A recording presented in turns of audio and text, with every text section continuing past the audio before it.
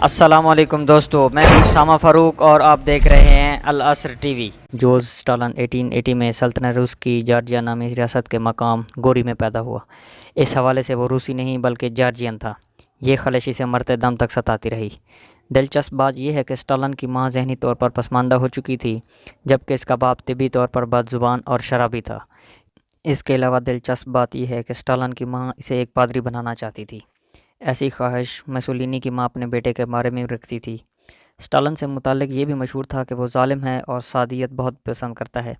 وہ اپنے ساتھیوں کا ائمۃ الناس میں تمسخر اڑاتا اور ان کے ساتھ ان کی بدخواہی کے عملی مذاق بھی کرتا۔ وہ دوسروں کو جسمانی دکھ درد میں مبتلا کر کے ان کو ذہنی طور پر پریشان کر کے خوش ہوتا۔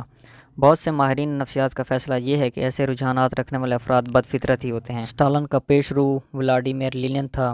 اسٹالن 1922 سے 1953 تک روسی کمیونسٹ پارٹی کا جنرل سیکرٹری رہا۔ وہ 1941 سے 1953 تک سوویت روس کا وزیر اعظم بھی رہا۔ وہ براہ راست 250 لاکھ روسیوں کی موت کا واحد ذمہ دار تھا۔ یہ لوگ اس کے اپنے لوگ تھے۔ محض محققین تو اسے 5 کروڑ انسانوں کا قاتل گردانتے ہیں۔ اموات کی یہ تعداد تو وہ ہے جو اسٹالن کی پالیسیوں اور ان کی تکمیل کے لیے دیے گئے احکام کے نتیجے میں عمل میں آئی، لیکن متعلق العنان ہونے کے ناطے اسے ان ہلاکتوں میں اس کی شخصیت کے ایسے اجزاء بھی شامل ہیں۔ وہ انتہائی شفاق تھا اور اسے انسانی زندگی کا کوئی احترام نہ تھا۔ اسٹالن کی پالیسیوں کے نتیجے میں قحط اور بھوک پیدا ہوئی۔ روسی معاشرے میں اتھل پتھل اور سول وار خانہ جنگی میں بہت زیادہ روسی شہری مارے گئے۔ اجتماعی کاشتکاری کے عمل اور ذاتی ملکیت کی موقوفی سے پورا روس قحط کی زد میں آ گیا۔ سپاہیوں کو حکم دیا گیا کہ وہ مشین گنوں سے ایسے کسانوں کو موت کے گھاٹ اتار دیں جو اسٹالن کے حکم سے انحراف کے طور پر اپنی جائیدادیں، فصلیں اور مال مویشی سے دستبردار ہونے کو تیار نہیں تھے۔ بعض اوقات ایسے سلسلے میں پورے کے پورے گاؤں لاشوں سے ہٹ گئے۔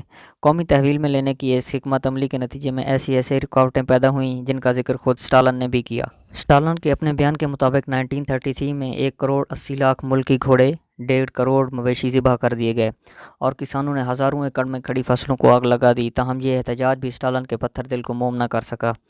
نتیجے کے طور پر اسٹالن کے حکم سے احتجاج کرنے والے کسانوں کو گرفتار کر کے جلا وطن کر دیا گیا۔ ان کو ایسے کیمپوں میں جبری مشقت کے لیے بھیجا گیا جہاں وہ کام کرتے کرتے مر گئے یا پھر انہیں گولیوں سے بھون دیا گیا۔ جب ملک کے اندر لاکھوں لوگ بھوک کا شکار تھے تو اس وقت اسٹالن اپنے ملک کا غلہ باہر کی دنیا کو برآمد کر کے بڑی مقدار میں زر مبادلہ حاصل کر رہا تھا۔ اس زر مبادلہ میں 1 روبل بھی اس نے ان لوگوں کو پیٹ بھرنے کے لیے خرچ نہیں کیا۔ اسٹالن نے روس پر 1929 سے اپنی موت 1953 تک حکومت کی۔ اس طویل دور میں تسلیم شدہ تاریخی حقائق کے مطابق 10 لاکھ نفوس کو اسٹالن اور ریاست کا دشمن قرار دے کر قتل کر دیا گیا۔ 80 لاکھ افراد اسٹالن کی پالیسیوں سے جنم لینے والے قحط کے نظر ہوئے اور تقریباً 80 لاکھ افراد جبری مشقت کے آرکٹیکٹ سائبیریا میں قائم کیے گئے کیمپوں میں ہلاک ہو گئے اور تقریباً اتنی ہی تعداد میں روسی افراد کو روس کی آبادی کے سرکاری ریکارڈ کے مطابق گم شدہ یعنی مسنگ قرار دیا گیا۔ جب جرمنی کو جنگ عظیم دوم میں شکست ہوگی تو تقریباً جنگی قیدیوں کو کیمپوں میں ہٹلر کے خوفناک کیمپوں کی طرح یورپی اور ایشیائی قیدیوں کو قطاروں میں کھڑا کر کے گولیاں مار دی گئیں۔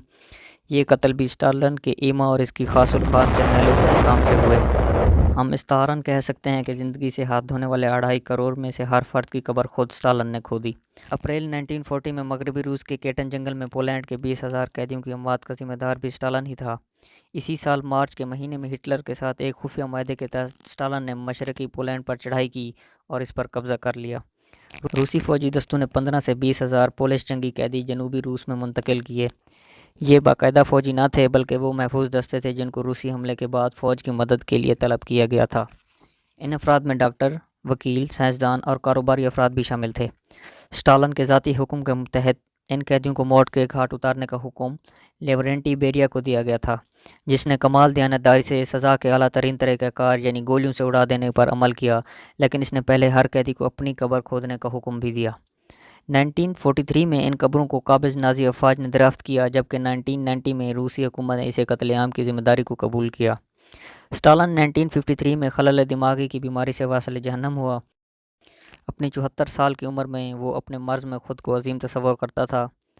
زندگی کے آخری ایام میں وہ اپنے ڈاکٹروں اور دیگر معالجوں کے قتل کے بارے میں سوچا کرتا تھا کیونکہ اسے ان پر بالکل اعتماد نہ تھا۔ بعض وقوع نگار یہ شبہ بھی ظاہر کرتے ہیں کہ اس کی طبی امداد کو روک لیا گیا تھا، جس کی وجہ سے اس کی حالت بد سے بدتر ہوتی چلی گئی، یہاں تک کہ وہ لا علاج ہو گیا۔ اگر یہ سب کچھ واقعی درست ہے تو ایسے شیطان صفت فات کے لیے قضاء و قدر کا بدلہ تھا، جو اپنے سبھاؤ کی پرواہ کرتا تھا لیکن اسے 2.5 کروڑ زندگیوں کی پرواہ نہ تھی۔ جی تو العصر کے معزز دوستو، یہ تھی ہماری آج کی ویڈیو۔ اس حوالے سے آپ کی رائے کیا ہے کمنٹ سیکشن میں ہمارے ساتھ شیئر ضرور کیجیے گا۔ انشاءاللہ آپ سے ملاقات ہوگی اگلی ویڈیو میں، تب تک کے لیے اپنا خیال رکھیے گا۔ اللہ نگہبان۔